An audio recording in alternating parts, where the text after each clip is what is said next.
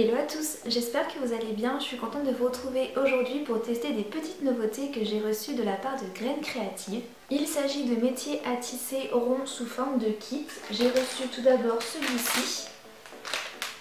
Voilà, donc je pense que vous voyez un petit peu à quoi ça ressemble et vous avez tout ce qu'il vous faut pour le faire au dos avec les explications. Et j'en ai reçu un très grand. Donc, je ne sais pas si je vais réussir à vous le montrer.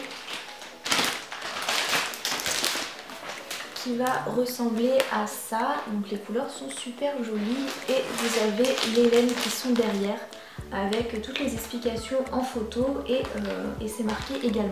Donc c'est la première fois que je vais tester ça, j'ai jamais testé le métier à tisser, rond comme ça je connaissais même pas, donc c'est vraiment une découverte et je vais passer de l'autre côté de la caméra pour réaliser ces deux petits kits. Je commence avec le premier kit qui est composé du métier à tisser en bois rond ainsi que 2 bobines de fil de chaîne blanche et 4 bobines de fil coloré, une rose saumon, une beige et une blanche. Donc il y a largement de quoi faire. Moi il me reste encore de la laine, enfin je pense pas que c'est de la laine, je sais pas trop ce que c'est comme matière mais en tout cas il m'en reste encore. Et bien sûr les explications avec des photos sur le carton d'emballage à ne pas jeter. La première étape est de réaliser la base du tissage en utilisant la bobine de fil blanc. On va venir la nouer dans l'un des trous. On va ensuite compter 16 trous vers la droite et passer le fil par l'extérieur dans le trou numéro 2 et passer le fil à gauche du trou numéro 2 par l'intérieur. Retraverser le fil de l'autre côté du métier à tisser et repasser dans le trou qui se trouve à droite du trou numéro 1 par l'extérieur et passer le fil dans le trou de droite par l'intérieur. Faire retraverser le fil de l'autre côté du métier à tisser et continuer jusqu'à remplir entièrement le métier. Donc là en fait je vous ai lu l'étape 2, c'est un petit peu compliqué à comprendre je trouve, mais au final c'est très simple. En fait on décale tout le temps et on croise, enfin franchement c'est assez simple. J'ai enroulé un bout de scotch à l'extrémité de mon fil pour que ça soit plus facile de le faire passer dans les trous comme il n'y a pas d'aiguille. Et si vous n'avez plus de fil, il suffit d'en redécouper un bout et de faire un nœud pour le fixer tout simplement, ça ne se verra pas par la suite. On commence à réaliser un tissage au centre avec le même fil, donc pour cela je vais faire un nœud. Donc j'ai découpé mon fil, j'en ai pris un nouveau, je fais un nœud sur un des fils du milieu et ensuite pour le tissage je vais passer le fil dans le sens des aiguilles d'une montre, un coup par dessus un fil, un coup en dessous. J'espère que vous arrivez à comprendre. Les explications sur le papier étaient assez compliquées en fait. Or que c'est tout bête, mais je trouvais que c'était pas très bien expliqué et donc on fait ça plusieurs tours en fait jusqu'à ce que qu'on soit satisfait en fait. Je pense que j'ai dû faire entre 5 et 6 tours. Vous serrez bien au centre et vous allez voir ça va commencer à faire un joli petit tissage. Donc c'est pour faire la base en fait.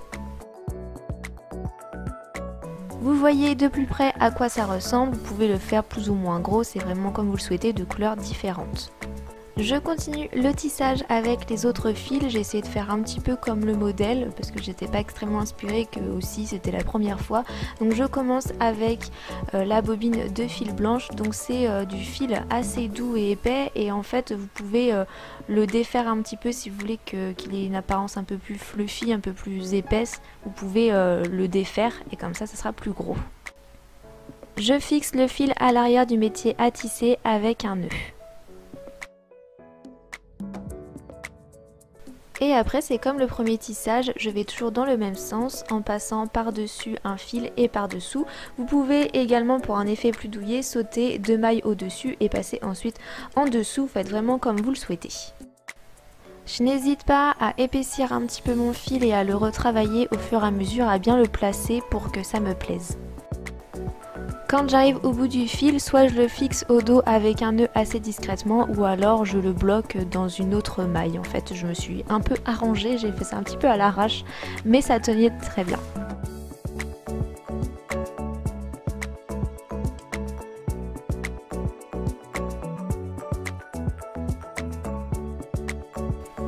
Je rajoute d'autres couleurs, toujours en réalisant un nœud à l'arrière pour commencer et ensuite je passe en dessous et au-dessus des fils. Je pense que les images parlent d'elles-mêmes et que je n'ai pas beaucoup besoin de vous expliquer.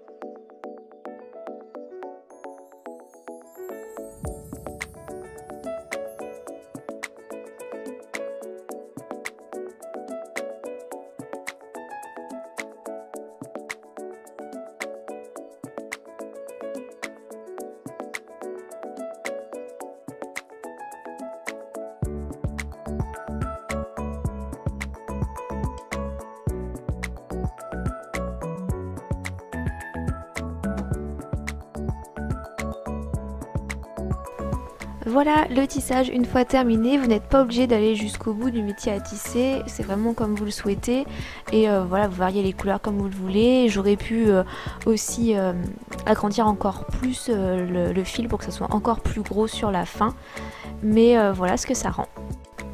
Il suffit ensuite d'attacher une ficelle au métier et de le suspendre au mur et ça fait une jolie décoration plutôt originale.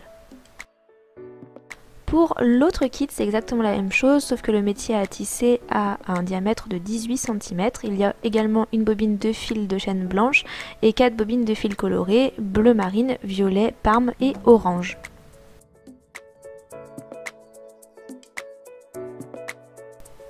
La première étape reste la même, sauf qu'il n'y a pas de trou dans ce métier à tisser, mais des encoches. On commence par faire un nœud.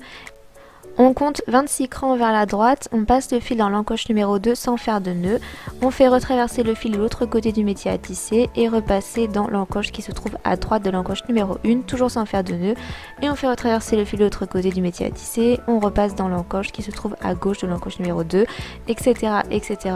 Du coup c'est super rapide vu qu'il n'y a pas de... il n'y a pas de trou, on ne doit pas passer le fil dans des trous et du coup il n'y a même pas besoin de couper le fil, vous pouvez garder votre bobine et couper qu'à la fin. On peut passer au tissage avec les fils de couleur comme dans le premier kit, mais vous pouvez également utiliser des fils qui sont tout fins pour faire un tissage différent. En fait, vous pouvez utiliser un peu n'importe quel fil, c'est vraiment comme vous le souhaitez. Et en gros, là, moi j'ai gardé le support pour m'en servir de cadre, mais vous pouvez également terminer la réalisation en faisant des nœuds. En fait, on coupe deux fils de chaîne l'un à côté de l'autre et on les noue entre eux en faisant un double nœud en prenant soin de le faire de manière symétrique. On recommence la manipulation jusqu'au détachement complet de la réalisation. Comme ça on peut choisir de conserver après les longueurs de fil restantes ou de les découper et vous pouvez, je sais pas, mettre par exemple le support, la création pardon, sous verre, c'est ce qui a été marqué, ou l'accrocher au mur, mais vous n'êtes pas obligé d'utiliser le métier à tisser comme un cadre, vous pouvez vraiment détacher votre création et vous pouvez faire plein de choses avec. Un petit bilan, je dirais que j'ai beaucoup aimé tester ce loisir créatif. Une fois qu'on prend la main, on prend beaucoup de plaisir à le faire. Par contre, j'aurais peut-être revu les explications qui pour moi étaient un petit peu légères. La vidéo est terminée, n'hésitez pas à me dire ce que vous en avez pensé, si vous avez déjà testé ce genre de choses là. Je vous fais plein de gros bisous et je vous dis à très bientôt dans une prochaine vidéo.